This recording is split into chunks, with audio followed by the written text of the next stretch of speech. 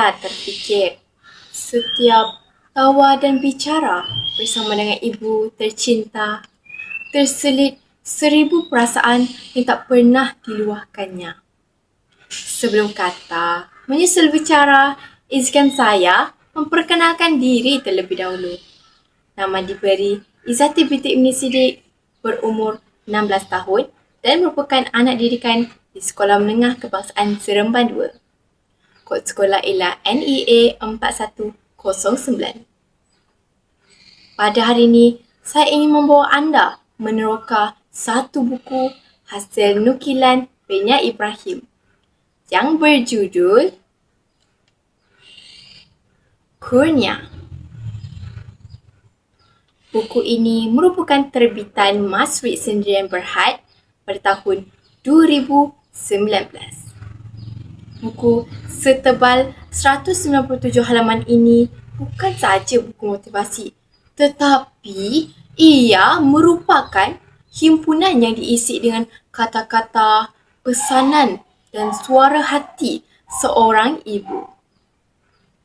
Terdapat 20 bab di dalam buku ini, tetapi isu utamanya ialah ketakutan seorang ibu terhadap masa. Sebagai penulis yang juga merupakan seorang ibu, ingin menyampaikan betapa susahnya untuk menepiskan perasaan yang mengundang di dalam hati apabila melihat anak-anaknya membesar terlalu cepat. Persis kata orang Melayu, masa itu ibarat pedang. Penulis bimbang dalam arusnya kedewasaan anak-anaknya. Masih banyak pesanan dan ajaran yang belum sempat ia sampaikan.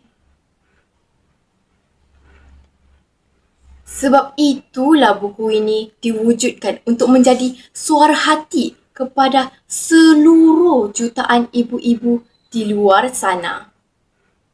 Melalui genre motivasi dan pendekatan terhadap agama, Benya Ibrahim mengongsikan idea tentang bagaimana menzahirkan perasaan atau pesanan kepada anak-anaknya.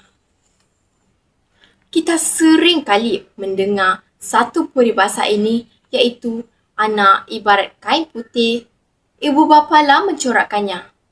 Namun, corak itu tidak akan pernah lengkap tanpa pesanan daripada jiwa yang ikhlas. Ia mengingatkan kita sebagai seorang anak bahawa setiap teguran adalah satu kebaikan, satu doa adalah satu perlindungan buat kita semua. Terdapat juga kata-kata mutiara yang telah menambat hati saya sebagai pelajar yang sentiasa bersungguh-sungguh pada halaman 17, iaitu carilah ilmu itu, jangan tunggu lagi. Dewasalah bersama dengan ilmu. Sebarkan bahagia dengan ilmu. Tenangkan jiwa dengan ilmu. Tadbirlah hati dan peribadi dengan ilmu. Mengapakah saya memilih buku ini? Kerana ia mengingatkan saya tentang hubungan bersama dengan ibu tercinta yang tak jemu memberikan pesanan-pesanan tentang kehidupan. Buku ini anda boleh dapatkan di aplikasi Shopee, Lazada dan juga di kedai buku yang berhampiran. Akhir kata, kurniaan membuktikan bahawa sejauh manapun anak itu melangkah, ia sentiasa akan menjadi kurniaan paling berharga buat seorang ibu. Kepada anda yang sedang menonton video ini, hargailah kurniaan selagi ada masa, kerana di dunia ini tidak akan pernah selamanya. Itu sahaja dari saya. Wabillahi wa taufiq wal hidayah. Wassalamualaikum warahmatullahi wabarakatuh. Sekian, terima kasih.